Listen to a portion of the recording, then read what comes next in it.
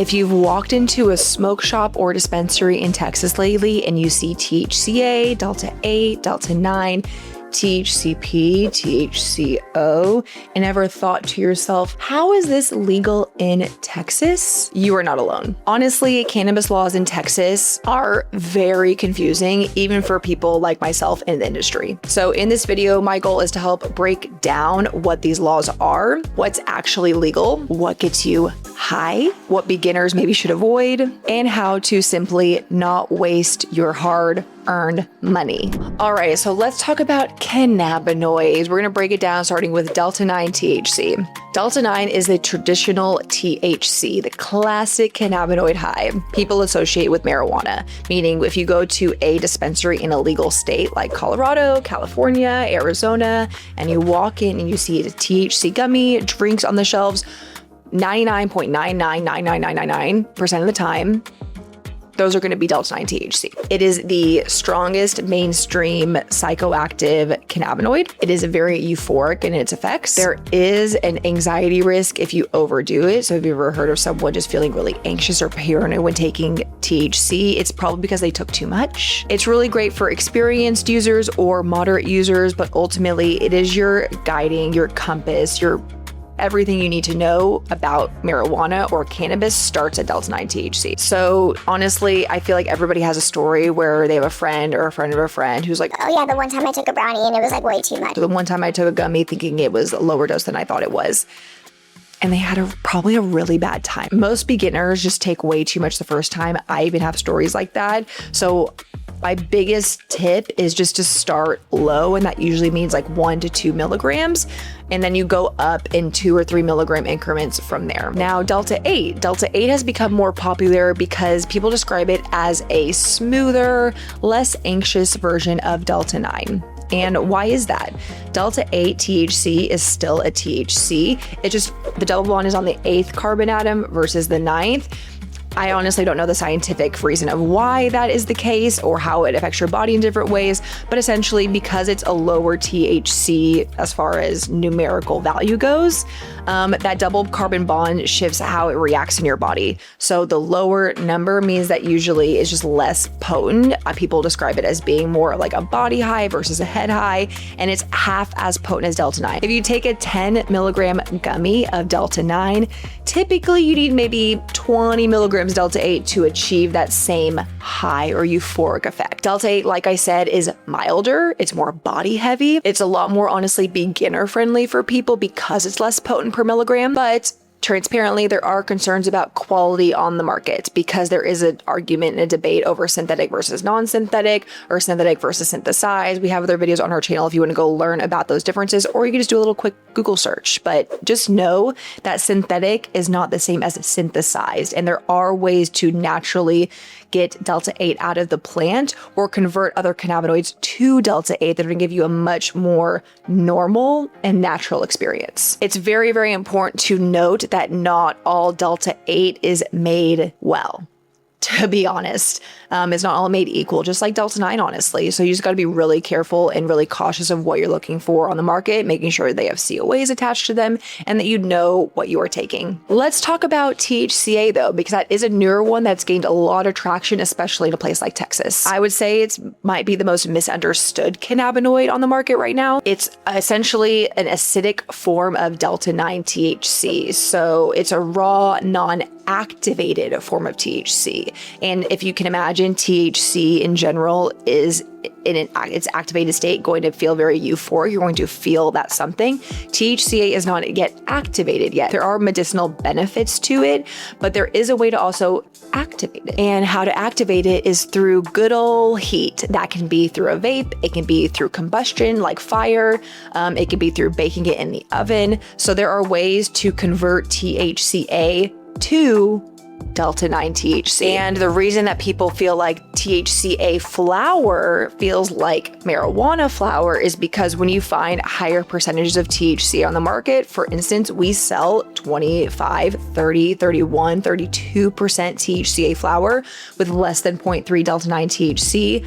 Once you use a fire, use a lighter, use whatever you do to combust it, it immediately converts to Delta-9 THC. A lot of people, I think when they first use THCA flower, they don't understand it, or they may think that it's going to feel like CBD flower. And then they realize once they try it, it is very real. It feels like the same, and it's a legal way to get cannabis in a place like Texas. As far as potency goes, really THCA, you're going to find it mostly in things like concentrates and flower, because that is just the best way to go about consuming it. If I'm being quite honest, you're not going to really find it in edibles, because again, once it's in an edible, a THCA cannabinoid, it has medicinal benefits, but there's no psychoactive component. And honestly, most people that are in the cannabis world who enjoy cannabis like the psychoactive component of it. So there is a legal gray area in that sense. Obviously, THCA is being up for discussion right now. In Texas, it might be part of the total THC rule, meaning what we were once testing for just Delta-9. Now, Department of State Health Service wants to test for THCA and Delta-9 as a total THC. Mind you, not including Delta-8, THCP, THCO, really other bad things. Delta-8's fine. But you know what I mean? Like, why just hone in on THCA? Why not include the other very, very, very, very synthetic, bad for you cannabinoids like THCP, THCO, HHC, whatever have you. And one of the most popular things, and where really the industry started, especially here in Texas, we're talking about CBD, CBN, and CBG. CBD essentially is more calming. People use it for stress relief. They use it for anxious situations. They also use it for inflammation. CBN supports your sleep cycle. So if you ever have trouble sleeping, if you have trouble falling asleep, a lot of people really describe CBN as being just like a really sedative, relaxing cannabinoid without that euphoric effect. CBG is more cognitive function, is more for daytime focus. CBG is known as the mother of all cannabinoids, meaning everything kind of stems and converts through time, through heat, naturally in the plant from CBG to other cannabinoids. One thing I really want to touch on right now, though, is the entourage effect. I think this is one of the conversations we've had early on in the industry, where if you're taking a full spectrum product or a broad spectrum product, you're taking not just THC, but THC and other cannabinoids like CBD and CBG and what have you. There is this entourage effect that your body really latches onto and responds to really well, because they're working synergistically together. So if you've ever taken just a THC edible versus something that has like live resin or other cannabinoids in it, you might feel that 10 milligram THC edible feels good, but maybe something with other cannabinoids or live resin or terpenes feels better or more intense because of that entourage effect. So for my beginners, here's what you maybe should buy if you're looking for a specific effect or mood change. For anxiousness, I would suggest low dose THC Delta-9 gummies, balanced THC or CBD ratio, like a 1:1, 1:2. Anything with more CBD to THC is going to be more and more relaxing versus just THC alone, because CBD is more calming as a cannabinoid. And as a beginner for anxiousness, I would just avoid high dose products in general. Again, start low, go slow. Start with 1 to 2 milligrams, go up in 3-5 milligram increments, and don't skip that step. Do not skip and jump. Oh, 5 milligrams didn't really do it for me, I'm gonna take 20 milligrams. What? That's exactly how people have those horror stories of when they take too much THC. So for my beginners, especially those dealing with anxiety, please start low. For sleep specifically, I would start with something like CBN, as discussed earlier. If you want something with the psychoactive effect as well, there are ratioed products with THC and CBN. But if you're someone who's just like dipping their toes in, they just want to try a little bit of sleep, something, they want to swap their melatonin or swap something like Ambien out for a little bit more natural product, CBN is a great place to start. You could also go for indica style products. So if you're someone who really prefers smoking, you'll find that a lot of indica dominant strains are naturally found in cannabis. So those are more sedating. And edible timing. So if you're taking this at night, obviously, so your body metabolizes gummies in a different way that it metabolizes smoking, in a different way that it metabolizes drinks. You want to make sure you're not taking it too late in the evening, because once you sleep, your metabolism actually slows down, and it can extend that for maybe longer than what you want. So taking it maybe 30 minutes, an hour before you actually go to bed is my hot tip for the day. For beginners who don't want to get too high, I get it. I was there at one point. I'm now more of like an experienced connoisseur, but starting again at low doses. So 2.5 milligrams, 5 milligrams, you're someone who just wants to maybe bump it up and start a little bit higher. You're not afraid of that, but I would not go above 5 milligrams to start. Sometimes too, if you have your friend who has a vape product, vape is a concentrated form of cannabis. So when you're taking a hit off of vape versus taking a hit off of, let's say, like a pre-roll, that pre-roll is the flower in its natural state. It's not concentrated. A vape pen is concentrated, though those hits, one of each, is going to be a very different feeling and effect. So I would recommend maybe not starting with a vape product and going for a flower or a gummy or a beverage at low doses. The biggest mistake I see everyone make is that they take a small amount, they wait for 30 minutes, they go, I actually feel absolutely nothing. Let me take the other half, or let me take more. And then about 20 minutes later, after it's already too late, you've already consumed it, they start to feel it and you go, oh shit. And that's when, honestly, you just have to kind of ride the wave and just not make that same mistake twice. So now I want to talk about the biggest Texas THC myths, and we're going to bust them. Myth number 1, if it's legal, it won't get you high, meaning how in the world does Texas sell products that get you high? If you're new to Texas, welcome. This has been going on for quite some time. But again, going back to these THCs, it is hemp-derived cannabinoids. Just because it's not marijuana derived does not mean your body understands the difference. So when it's hemp derived, it's a concentrated form, it's in a gummy, it's in a smokable. You can for sure buy legal products in Texas that will make you feel high. So be cautious, again, be aware and know where you're getting things from. Myth number 2, THCA isn't real. Let's discuss it honestly, because THCA is obviously a real cannabinoid, but it's really that conversion from THCA to THC that makes it feel like real weed. So keep that in mind when you're buying out there, and again, going to reputable sources. And start low. Start low.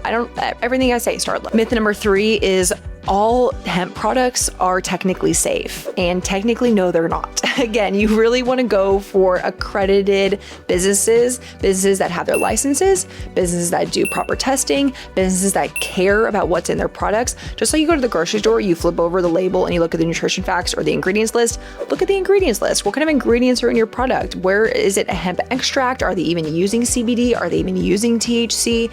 And go to the website. If you don't find anything about owners on a website or where things are coming from on a website and there's no transparency on a website, that's a problem. I would say email the business and just ask a couple questions, ask to see a COA, ask to see, if they have their hemp license if you want, but not every product on the market that is hemp is a safe product. And that's honestly part of the problem of what we really fight on and butt heads on here in Texas, is what's safe and what isn't. As far as Restart goes, again, we self-regulate really, really heavy. We have been since the very beginning, because I take my own products. I don't want to freaking get sick or have a bad experience or have to go to the hospital because of something. So we're doing a lot of due diligence by making sure we are asking the right questions to our manufacturers, our partners. Maybe they're a friend referral, maybe we really just know them as people, or they just have really good GMP certified facilities that they're doing business as professionals, and they're not doing it in the back alley of some random place and telling you that, and slapping a label on it and telling you this is legal, totally good product. QR codes, again, testing, reputable brands, all that is very, very important. So check your products and check your businesses. And myth number 4 is you can't fail a drug test with hemp. And that is simply just not true. It depends on maybe what product you're taking. Something with really high and pure CBD, you probably will not fail a drug test. But if there's any percentage of any THC, even CBN can test positive on a drug test. So to kind of wrap up the video, we covered a lot today. The biggest thing I want people to understand is this: you don't need the strongest products to actually feel something. Most people actually have a better experience when they start low and go slow. You can try different cannabinoids slowly. You can try different ratio products on a low milligram level. And you really want to figure out what works best for your body, right? Like what works really good for me may not be the same for you. And so while I may respond to a 10 milligram gummy with no problem, you can either respond to it and have no effect, or you can respond to it and have like the trippiest effect of your life and be like, Why the hell did I do that? so start low, go slow, try different products out, try different ratio products out. Don't be afraid to try different products, but just know that we can recommend things, but it is gonna feel different most likely for you because we're different. So before I let you go, I want to know what cannabinoid or law or myth has confused you the most. I would love to know if you just have more questions in general, whether it's about the industry, whether it's about Restart, whether it's products or dosing, please leave them in the comments. And if you have any Texas law questions, let's try to answer them. You can drop them in the comments as well. You can follow us on Instagram at RestartCBD. I would recommend subscribing to our email list as well, because that's where we're giving really updates every single week. We do discounts, we do loyalty all through our email. And if you enjoyed this video and you want to support a local small business, I would suggest subscribing to our channel as well right here on YouTube. Thank you so much for watching, and we'll see you in another video.